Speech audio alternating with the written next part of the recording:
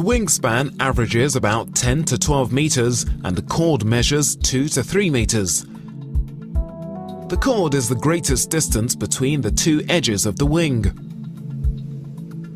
Its surface area ranges from 20 to 30 square meters. The section of the wing in red is called the leading edge. It has openings which air flows into when inflating and then during the flight, hardening the wing into its characteristic shape. The rear section of the wing in the foreground of the image is called the trailing edge. Here is where the upper and lower surfaces of the wing reconnect to form an airfoil. The extremities of the wing are called stabilizers. The surface of the wing on top is called the upper surface. The surface of the wing on the bottom is called the lower surface. The hollow space between the upper and lower surfaces is separated into several cells by ribs. The openings we see here are used to inflate the wing.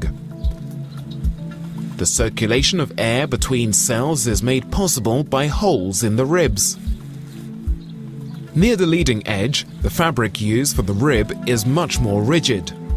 Nylon or polyester threads are meticulously stitched to make the fabric flexible and light, while at the same time extremely resistant. The wing is connected to the harness by carabiners. These carabiners are considerably oversized and can withstand weights exceeding 2,000 kilograms. There are several different locking systems. Auto locking as seen here, twist locking or screw gate locking.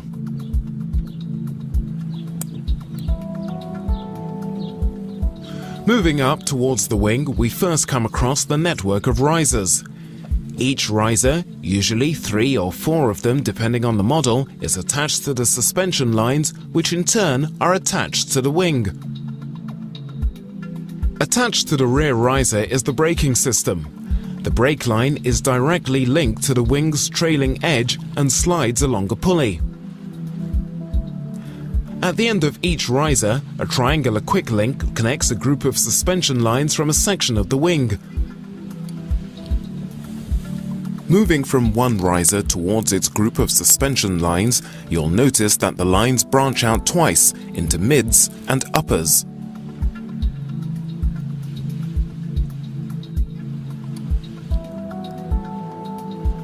The A risers, or front risers, are attached to the leading edge.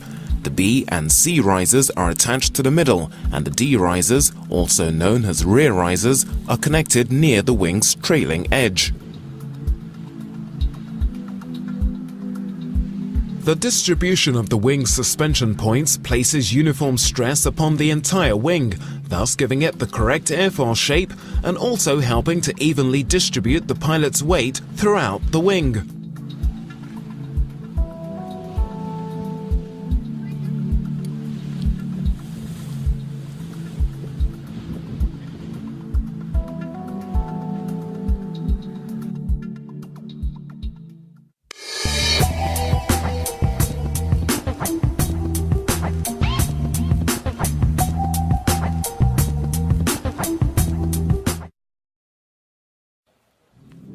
The harness is where the pilot sits. The first noticeable element of the harness is the compartment sticking out on the side. Known as the container, this is where the reserve parachute is located. The reserve parachute's deployment handle, here in red, is located at the top of this pocket. The parachute straps leading out of the container are anchored to the harness near the shoulders using carabiners. On the back of the harness is the storage compartment. This compartment is usually used to store your paragliding sack during the flight.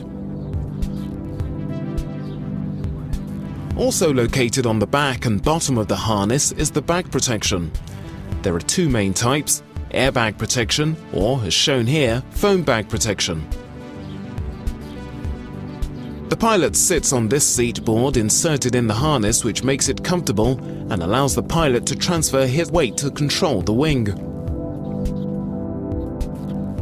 Let's look at how the pilot is attached to the harness. The harness is attached to the pilot in 3 important places, all 3 of which must be verified before every flight during the pre-flight inspection. First, the leg straps, which are easily fastened thanks to a quick lock buckle. Being able to slide your hand through is a good indication of how tight it should be. These straps need to be appropriately fastened so that the pilot is comfortable during his takeoff run. A little higher is the chest strap, which often has a 3-fold locking mechanism.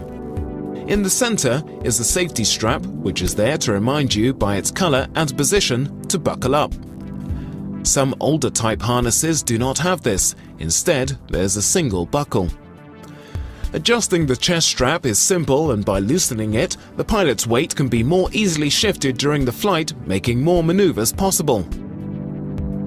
However, when flying through turbulent air, the pilot may find having a chest strap too loose or too tight. It also affects the safety above of the glider.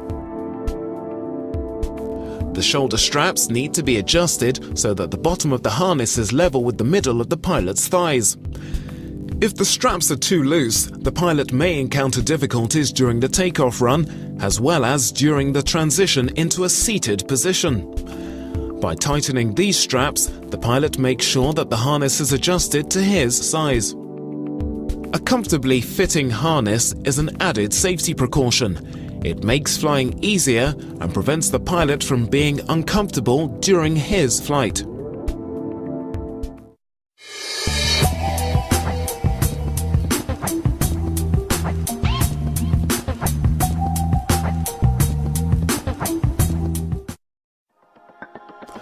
The objective here is not to teach you how to fold your reserve parachute nor how to use it, which may be done at some point during ground school. Rather, the goal is to raise your awareness about the issue and to help you visualize a parachute that is rarely seen during the training. It's a piece of fabric in the shape of a hemisphere with a hole in the center. It's important to understand that the reserve parachute is your last resort in case of an emergency. For that reason, it's crucial that it functions properly. That's why you should ask experienced instructors to help you fold and pack your parachute. Learning how to do this yourself during ground school is also recommended. The folded parachute is placed in the deployment bag. Once packed in the pod, it is then placed in the compartment on side of the harness called the container.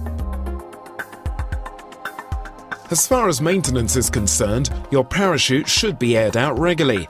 Unfolding, inflating and refolding it twice a year is recommended.